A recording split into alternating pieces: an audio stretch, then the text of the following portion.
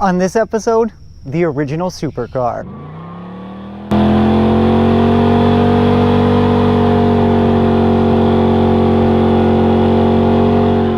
Welcome back to Your Par. This episode, we're featuring one of my favorite Mopars of all time, and its owner, Greg, is nice enough to share it with us. Greg, what you bring out? This is my 69 Charger Daytona, one of 503 built. I've had the car since 1999 and did a rotisserie restoration on it. Okay, and what drivetrain's in the car? It is a 426 Hemi with a 4-speed with a Dana 60 rear end with 354 gears. Nice, all the good stuff, right? Yes, absolutely. So it's a Daytona, and obviously you can see some features from the side right away, and Greg and I are going to walk around and show you those features a little more up close. But what are some of the features from the side that say it's like a 69 Daytona? Well, start off, 69s had the side marker reflectors, Okay.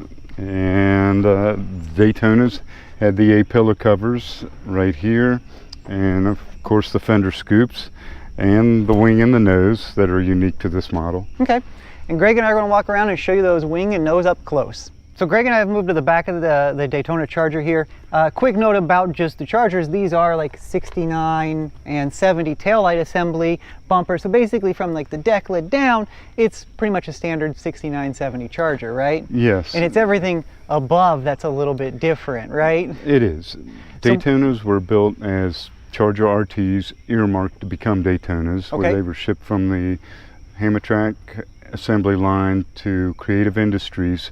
That was a third party for a lot of the big three up in Detroit, and that's where they did a lot of the modifications. Stock 69 Chargers came with a tunnel rear window. Actually 200 miles an hour produced a lot of lift on the rear of the car. Okay. As aerodynamic as they would seem. They put a rear plug in here to smooth the airflow over the rear of the car. Obviously, one of the smaller details is this wing. They are die-cast aluminum stanchions with an extruded aluminum horizontal piece, and it is what is known in the aerodynamic industry as a Clark Type Y airfoil. Okay. That is inverted to produce 500 pounds of downforce.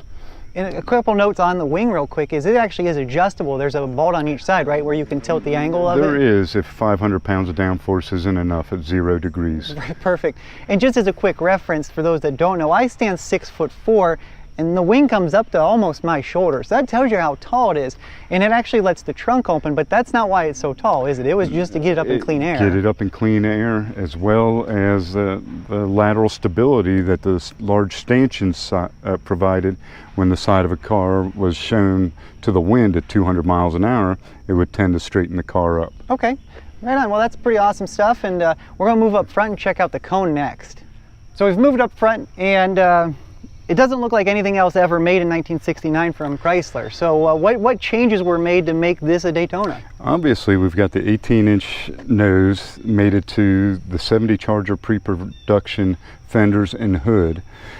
The flip-up headlights are vacuum actuated. The nose is sheet metal. It is steel. Okay. The headlight buckets are fiberglass. The fender scoops are a plastic. We have our turn signals mounted inside this small grille, and we have a front spoiler that the engineers actually spent a lot of time on to help balance the rear spoiler. From what I understand, in the wind tunnel, that's where they spent a lot of their time, was that front spoiler. Okay, and this little grille is just allow air into the radiator? Air to the radiator, not a big opening, so they did make some larger holes underneath the cone to help with airflow. Okay, well, we're gonna pop the hood in a second and check out that Hemi. So we got the hood popped on Greg's Daytona here, and there it is, the 426 Hemi, the mother of all motors. But one thing before we get into that, it's kind of interesting. Greg popped the hood here, and there's no spring to pop it up. He actually had to get his fingers in between the seal and the front of the hood to actually lift it, which kind of caught me off guard. But he says that's the way they were, so I guess NASCAR or Mopar knew more than I do about trying to get into the engines. Well, perhaps they thought it was an afterthought that why should you ever have to pop the hood? There you go. But so Greg, tell us a little bit about the engine. The car is originally 440 4-speed Dana car. The numbers matching 440 is long gone. In the early 70s, it belonged to a town wild child in Lodi, California, and apparently he put several 440s in it. So the numbers matching 440 was missing in action, and I decided to build up a new Hemi for it. It's a new Mopar Performance block with new Mopar Performance heads, with a scat 4-inch 150 crank out to almost 500 inches. The heads have been ported within an inch of their life. We had comp custom grind a cam for it. It does have the original 69 Hemi AFB carburetors on it. That would be correct for it. Have you ever had the thing dynoed? We haven't had it dyno. My engine guy is quite the accomplished engine builder. He has built engines similar to this. It should be around 650 horsepower. Right on.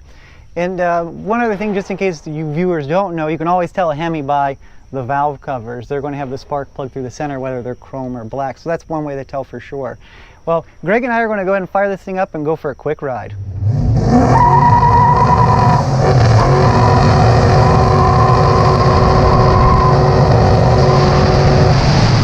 Greg was nice enough to give me a ride in his Daytona, which I have to admit, I'm like a kid in a candy store, Cloud 9 kind of situation here, because I do love these cars. If you ever watched the first episode, you know I said if I could have one other Mopar, it would be a Viper ACRE, but this car was king until that car came out. I mean, these things are still near and dear to my heart, definitely number 2 on my list of cars that I want to own someday. So I'm super appreciative of the ride. One thing to note is that if you see one at a show and you want to make sure it's a real one, you actually just got to check the VIN. So all Daytonas start with the letters XX. So when you look at their VIN plate, it'll say XX. That lets you know it's a real deal Daytona, because there are a handful of tribute cars out there anymore. So Greg, I'm going to ask you a couple questions. I'm going to shift it into overdrive, like I like to say, and ask you a couple questions about yourself. What is it about the Mopar brand that you love? Like, why are you a fan of the Mopar brand? Well, when I was younger, of course, Dukes of Hazzard probably got me into cars. So the 69 Charger, bought my first one probably back in '84 from a junkyard for $300, and really never looked back. But since then, I've come to find out, I think I made the right choice. I would say so. Dodge has always dominated any type of motorsports competition it's been in, from unlimited hydroplane racing to NASCAR to Top Fuel, you name it. Most of the time they get outlawed. Yeah, right? From being too fast. Yeah, this car in fact did, right? Yes. So what is it about this car that you love? Well, I obviously am a fan of the 69 Charger, and just the fact that I think this is the epitome of Dodge and racing, NASCAR, and domination, and what a manufacturer would do to win at all costs. And it accumulated with this car. Okay. That's what I love about this thing. You're not going to see another one out on the road. Right. Yeah, they're pretty few and far between. Yeah. So if you could have one other Dodge, I mean, you've got the king of them. If you could have one other Dodge or Mopar, what would it be? It would probably be a Demon. I mean, when you have this, what else do you go to? Right. And then when you're usually cruising around, are you usually windows up or windows down? Windows down. Yeah. You know, it's just adds to the visceral feeling. You know, the wind blowing through your hair, the engine shaking at the stoplight, the sound, the smells, you know, burning the good fuel and burning rubber. Right on. Well, I hope you guys enjoyed this episode. I know I did. Make sure you go follow me on Instagram and Facebook, Your Par on both of those, to see still pictures of this very car. Comment below if you have questions about this car. And as always, until next time.